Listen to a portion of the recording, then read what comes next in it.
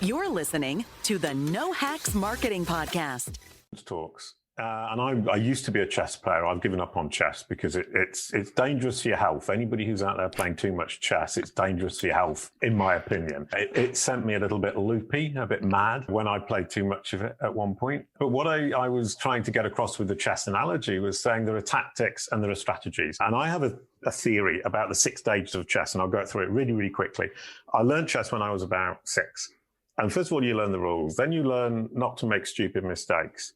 Then you learn some kind of really cheap tricks that you can play on other people. Then you realize that other people are playing cheap tricks on you and you need to learn to avoid them.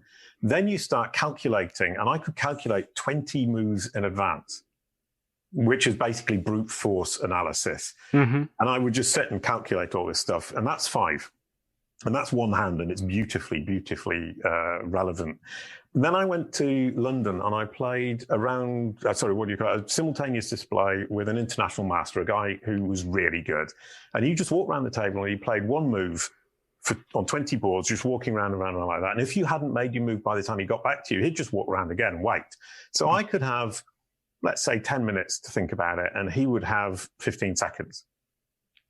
And he won 18 matches, drew 1 and lost 1, and I was one of the people who completely fell apart.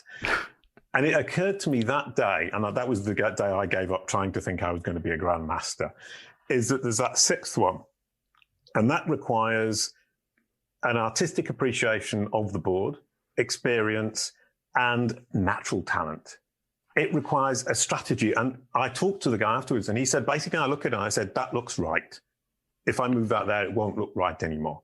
And that's basically, he was strategizing from a very, very, very large overview of an individual situation, could do it very, very quickly. And I think that's an incredibly valuable point. And the reason I'm saying 6, if anybody's wondering, is that from that 5 fingers on a hand, the jump to the other hand is immense. And it's no point even trying if you're not going to make it.